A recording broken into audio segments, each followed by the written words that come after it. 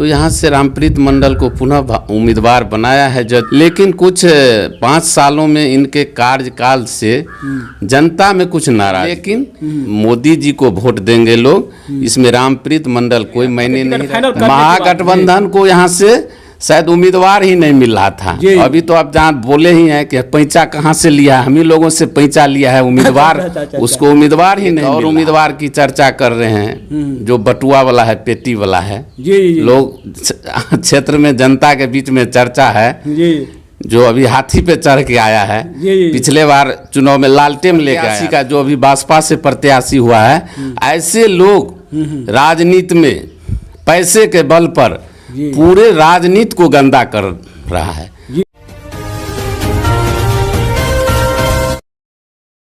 नमस्कार, मैं संतोष कुमार और आप देख रहे हैं नेशनल न्यूज हंट। आज हमारे बीच बातचीत करने के लिए मौजूद हैं, तस्वीर में आप देख सकते हैं कि फुलपरास विधानसभा के पूर्व भाजपा प्रत्याशी राम सुंदर यादव जी यहाँ पे मौजूद हैं। जैसे कि सभी को मालूम है कि लोकसभा चुनाव की सरगर्मी गर्मी के जैसे सरगर्मी पूरी तरह से तेज हो चुका है।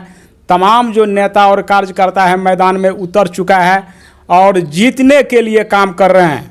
तो इसी संबंध में हम जो है इनसे बात करेंगे, क्योंकि सभी को मालूम है कि झंझारपुर लोकसभा से मौजूदा सांसद आरपी मंडल जी जो है एनडीए गठबंधन उम्मीदवार जो है अभी चुनावी मैदान में दोबारा जो है उनको टिकट दिया गया है।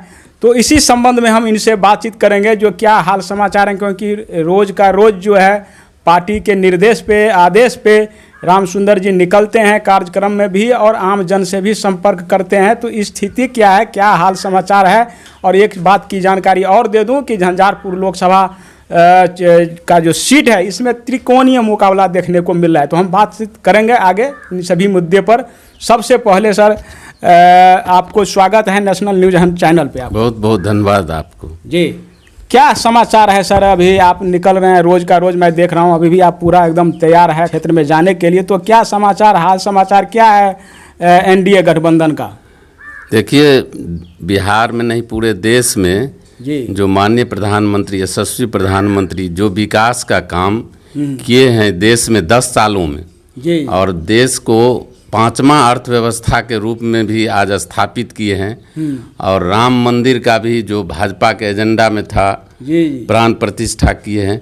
और ऐसा कोई परिवार नहीं है, जिस भी परिवार में हम लोग अभी लाभार्थी संपर्क योजना हम लोगों का चल रहा है, जो डायरेक्ट लाभार्थी जो है, ऐसा कोई भी परिवार नहीं है जो जहां माननीय प्रधानमंत्री मोदी जी का एक भी योजना, किसी न किसी योजना का लाभ हर एक परिवार में मिल रहा है। इससे जनता माननीय प्रधानमंत्री जी के नेतृत्व में तीसरी बार पूरा विश्वास है कि जो इनका माननीय प्रधानमंत्री जी और मोदी जी का पुनः एनडीए की सरकार, भारतीय जनता पार्टी अब की बार जो नारा है 400 पार, और बिहार में भी हम लोग 40 का 40 सीट जीतने जा रहे हैं। वो ठीक है, लेकिन सर हम झंझारपुर लोकसभा की बात करूंगा। आप कह रहे हैं कि 4 से 400 और बिहार में भी 40 पार और पूरे देश में 400 पार।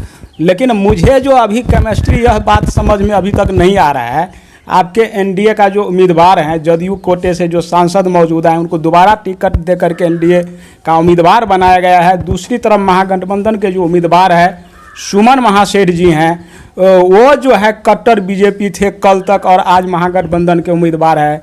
तीसरा जो है कैंडिडेट जो बीएसपी से चुनाव लड़ रहे हैं वो गुलाब यादव जी हैं, जो कि आरजेडी का कट्टर नेता था और पिछली बार जो है चुनाव भी लड़ चुके हैं। तो ये थोड़ा सा केमिस्ट्री बताइए, समझ में नहीं आ रहा है कि ये कहाँ ऊँट बैठेंगे, करवट किस ओर लेंगे, ये समझ में नहीं आ रहा है। देखिए, एनडीए गठबंधन जो बिहार में हुआ 5 पार्टियों का, उसमें भाजपा है, जदयू है और लोजपा रामविलास के चिराग पासवान जी हैं, और आदरणीय पूर्व मुख्यमंत्री जीतन राम मांझी जी हैं, और उपेंद्र कुशवाहा जी का है। मजबूत गठबंधन है। तो ये सीट मिला है, झंझारपुर का सीट जो है सो जदयू के खाते में गया है। तो यहाँ से रामप्रीत मंडल को पुनः उम्मीदवार बनाया है जदयू। ये तो जदयू का आंतरिक मामला है लेकिन कुछ 5 सालों में इनके कार्यकाल से जनता में कुछ नाराजगी है। जनता में नाराजगी है, लेकिन मोदी जी को लोग वोट देना मोदी जी को वोट देंगे लोग, इसमें रामप्रीत मंडल कोई मायने नहीं रखता है। नीतीश जी, मोदी जी और रामविलास लोजपा, जो भी एनडीए गठबंधन में हमारे बिहार भाजपा में है, उसको लोग वोट करेंगे। इसलिए प्रत्याशी कोई मायने नहीं रखता है। और जनता का भी कहना है कि हम मोदी जी को पुनः तीसरी बार प्रधानमंत्री बनाएंगे। तो नाराजगी है, लेकिन लोगों को मोदी जी के नाम पर हमको पूरा विश्वास है कि पुनः यहाँ एनडीए को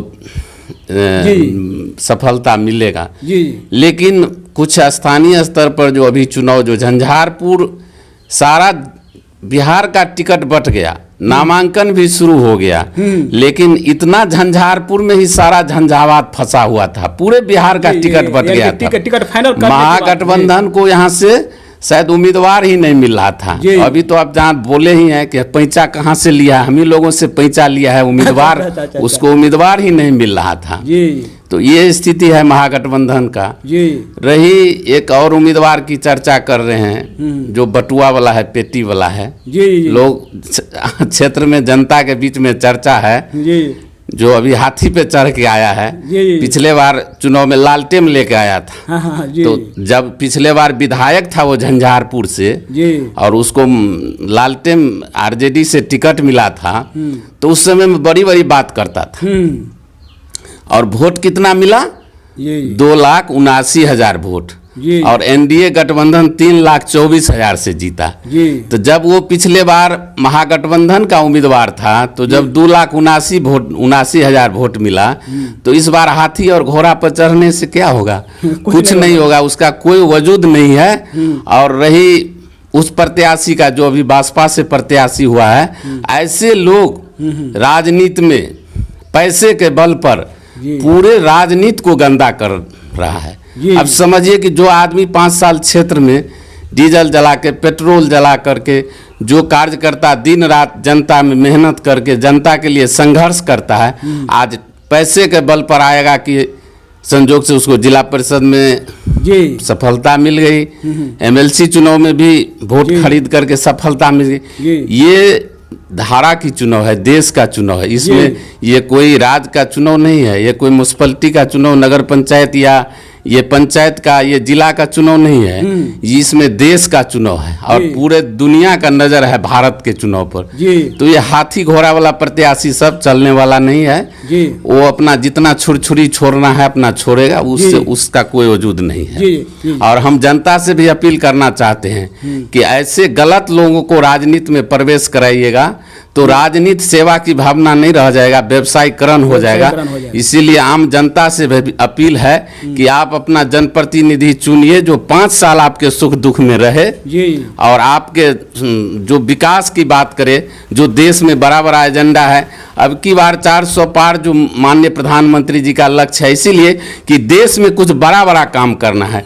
इसीलिए जितना बड़ा बहुमत होगा तो जो कुछ काम बचा हुआ है, जैसे 370 की बात ले लीजिए, कोई नहीं, आम जनता को किसी को विश्वास नहीं था कि देश से 370 हटाया।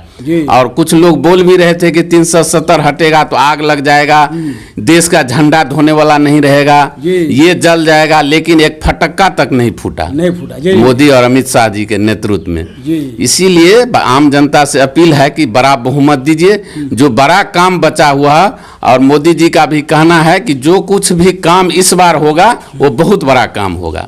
10 साल में हमारा ट्रेलर था, इस बार हमारा पूरा जो है सो पिक्चर होगा जो देश के लिए। एक चीज आपने अभी बहुत बड़ी बात कहा है, मैं उस पर क्वेश्चन कर रहा हूँ। आप बोले थे कि महागठबंधन के जो प्रत्याशी जो है अभी, यानी महागठबंधन जो प्रत्याशी उतारा है वो पैंचा हम ही लोगों से लिया है, तो पैंचा वाले को आप लोग जिताएंगा या जो गठबंधन में है उसको जिताएंगे? देखिए, राजनीति में हम लोग भाजपा के एक कार्यकर्ता सिपाही हैं और भाजपा में कहा भाजपा एक कैडर पार्टी है। भाजपा के कार्यकर्ता आज आप लोग देखते हुएगा कि बड़ा बड़ा पार्टी में टूट होती है, भाजपा में कभी टूट नहीं हुआ है। नहीं हुआ, जो भाजपा में आता है वो विचार से आता है। बिल्कुल विचार की राजनीति, खून से बड़ा विचार का रिश्ता होता है। इसलिए वो जब तक भाजपा में थे तब तक थे। अब वो चूंकि हमारा डायरेक्ट इस चुनाव में हमारा उससे लड़ाई है, इसलिए कोई जब ये जो बिगुल फूका है चुनाव का, जो लोकतंत्र का महापर्व है, ये जो अभी हो रहा है देश के में, ये 5 साल पर एक बार आता है।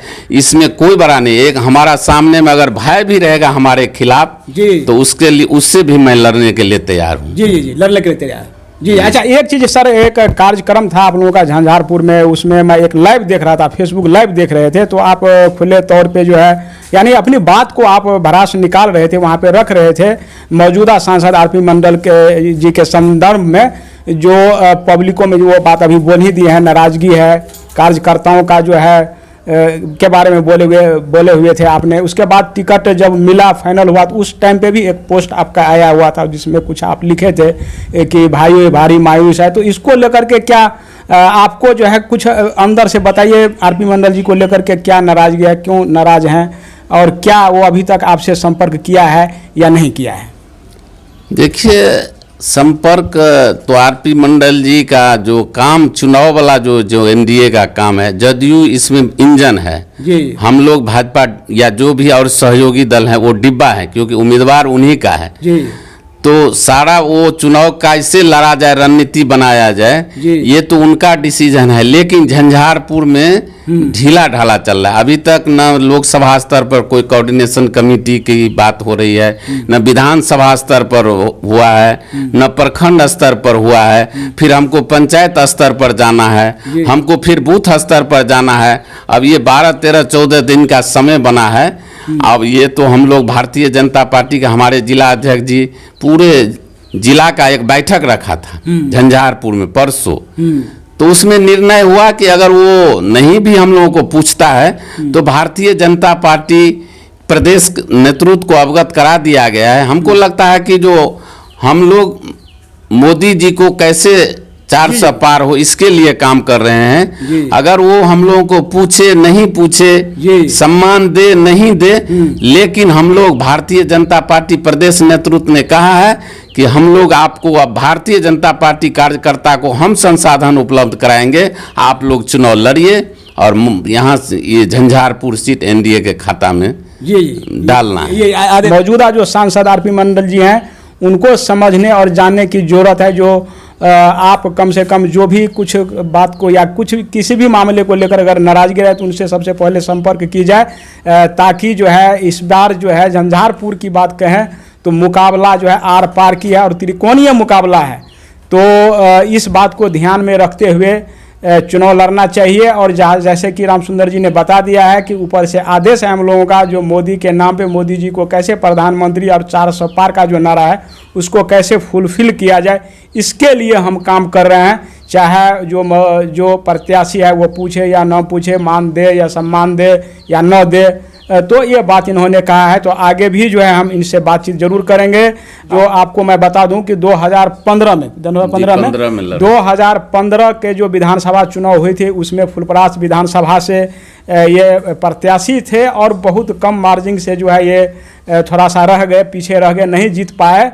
लेकिन इनका जो जनाधार है आम पब्लिकों में, आम जनता में काफ़ी बढ़िया है। यह मैं नहीं कह रहा हूँ, अगर किसी को चेक करना है, जांच करना है तो आप फील्ड में खुद जा कर के इनके नाम के बारे में आप पूछ सकते हैं। तो इसी के साथ मैं Santosh Kumar, national news hunt, Bihar.